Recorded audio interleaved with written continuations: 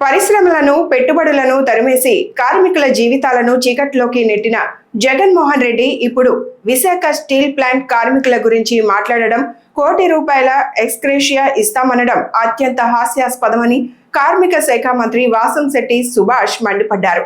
రాష్ట్ర సచివాలయంలో ఏర్పాటు చేసిన విలేకరుల సమావేశంలో మంత్రి మాట్లాడుతూ, గత ప్రభుత్వం నిలిపివేసిన కార్మిక సంక్షేమ పథకాలను చంద్రబాబు నాయుడు గారి ప్రభుత్వం తిరిగి పట్టాలెక్కించిందని, ఆంధ్రప్రదేశ్ కార్మిక రంగంలో సరికొత్త సంస్కరణలు, కార్మికుల సంక్షేమానికి కూటమి ప్రభుత్వం ప్రతిష్టాత్మక నిర్ణయాలను తీసుకుంటూ ముందుకు సాగుతోందని స్పష్టం చేశారు. కూటమి ప్రభుత్వ హయాంలో దాదాపు 24 లక్షల ఉద్యోగాల కల్పనకు ఇన్వెస్ట్మెంట్స్ సిద్ధంగా ఉన్నాయని వివరించారు. నిరంతరం ఈ 2 సంవత్సరాలు కూడా ప్రతిపక్ష హోదా కావాలంటూ ఇటు కోర్టుని ఇటు గవర్నమెంట్ని యాచిస్తూ ఎడతెరిపి లేకుండా చాలా కష్టపడి తిరిగారు. మరి వాళ్ళందరికీ నా శుభాకాంక్షలు తెలియజేస్తా ఉన్నాను. అది ప్రజలు ఇచ్చేది అని తెలిసి కూడా గతంలో 23 నుంచి 5 తీస్తే 18కే మిగిలిపోతారు, ప్రతిపక్ష హోదా ఉండదని చెప్పి తీవ్రంగా ప్రయత్నించిన జగన్మోహన్ రెడ్డే మళ్ళీ ప్రతిపక్ష హోదా ఇమ్మని అడుగుతూ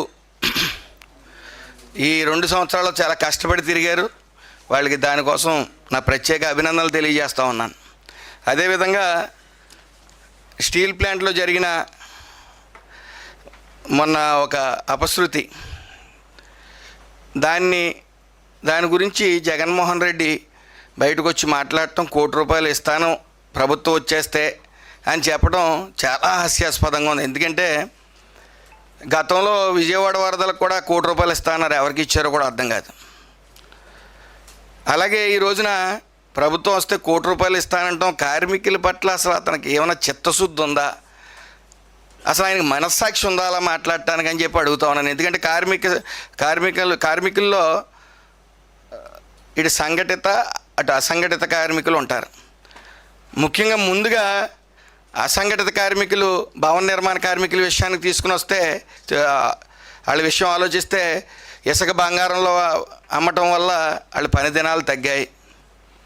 అదేవిధంగా వాళ్ళ పథకాలు ఏవైతే ఉన్నాయో సంక్షేమ పథకాలన్నీ కూడా 2020 నాటినే అవి ఆపేసి వాటికి ఫుల్ స్టాప్ పెట్టడం ఒక ఎత్తు అయితే, ఎక్కడ పని దినాలు పెరగని వైను, వాళ్ళ జీవితాల్లో చీకటి నిలిపిన వైను. అలాగే స్కిల్ డెవలప్మెంట్ కూడా కనీసం సెస్ అమౌంట్లో 10% ఖర్చు పెట్టవలసి ఉంది. 2500 కోట్లకి